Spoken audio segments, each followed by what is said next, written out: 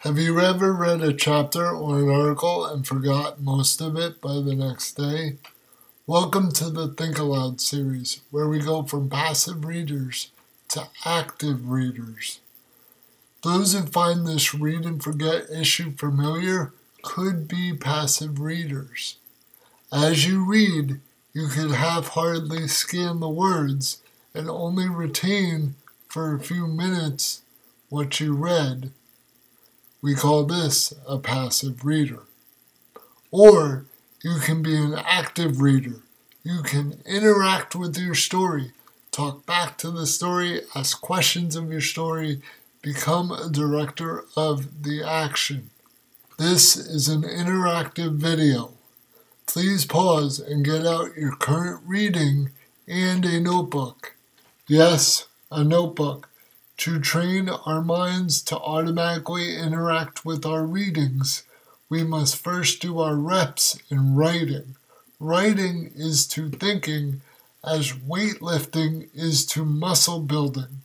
For this Think Aloud series, I've chosen to model Think Alouds with Jules Verne's Journey to the Center of the Earth.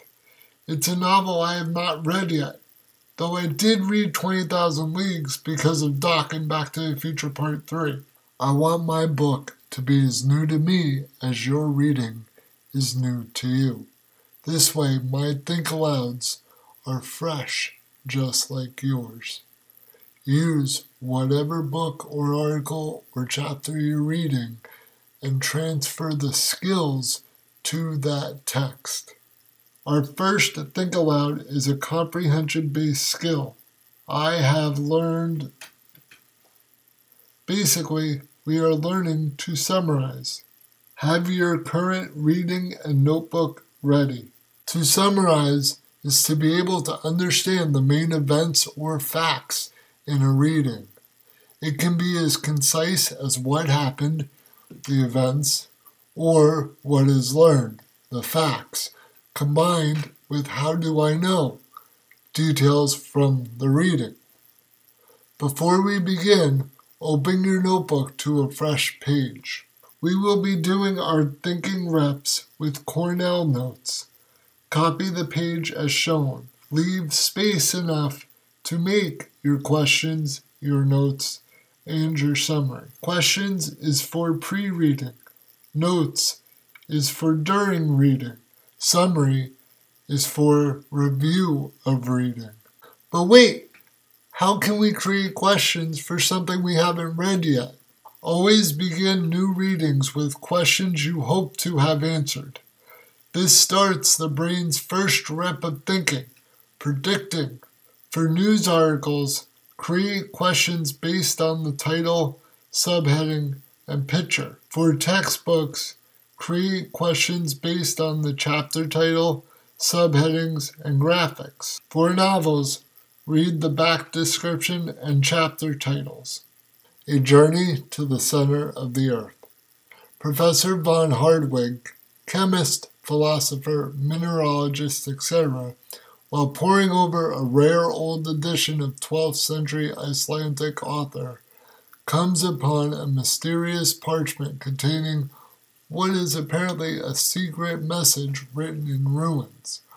Hardwig and his nephew and pupil Harry set to work and finally decode the message, which reads, "Descend into the crater of Yokel of Snuffles, which the shade of the Socrates caresses, before the Clondas of July, audacious traveler, and he will reach the center of the earth. I did it, Arnie Saknussemm." Von Hardwig recognizes the name, which is not only Icelandic, but the name of a learned professor of the 16th century, a celebrated alchemist. Is the message genuine?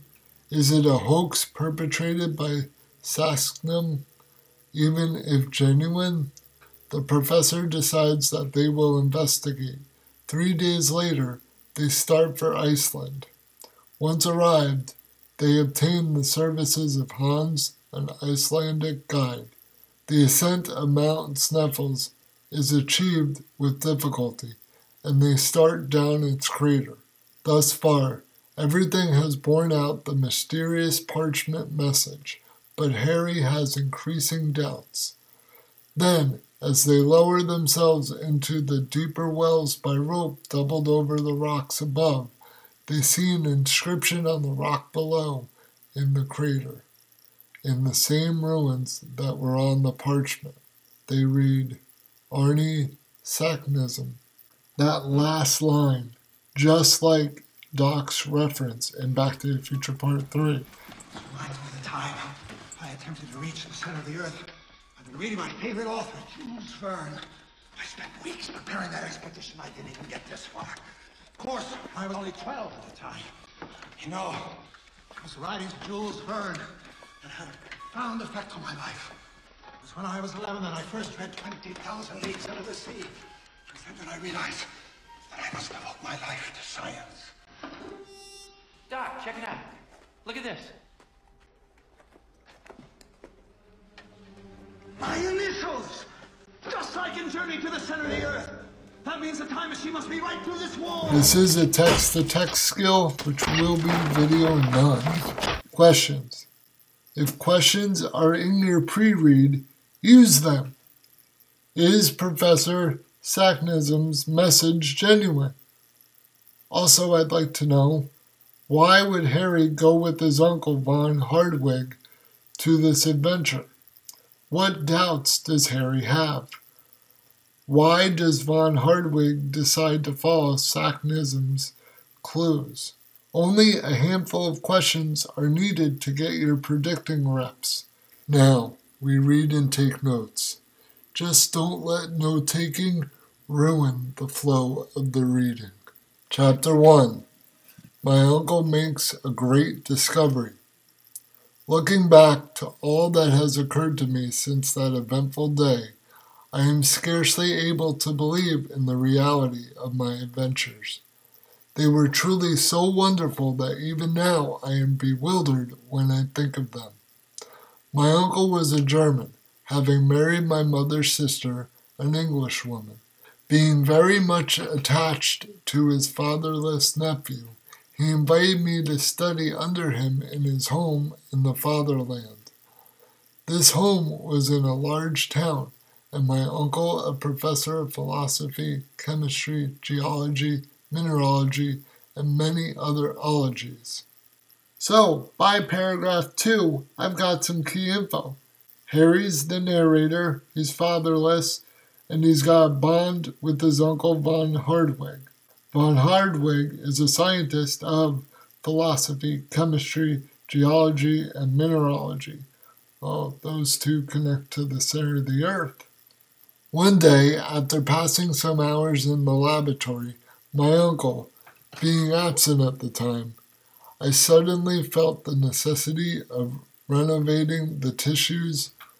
I was hungry, and I was about to rouse up our old French cook when my uncle, Professor von Hardwigg, suddenly opened the street door and came rushing upstairs. Now, Professor Hardwigg, my worthy uncle, is by no means a bad sort of man. He is, however, frolic and original. To bear with him means to obey, and scarcely had his heavy feet resounded within our joint domicile than he shouted for me to attend upon him. I've already come up with a new question.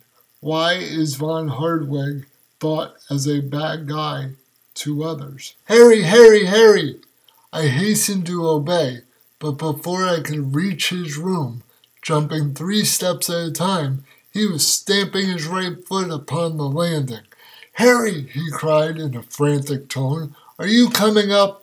Now, to tell the truth, at the moment, I was far more interested in the question as to what was constitute our dinner than in any problem of science.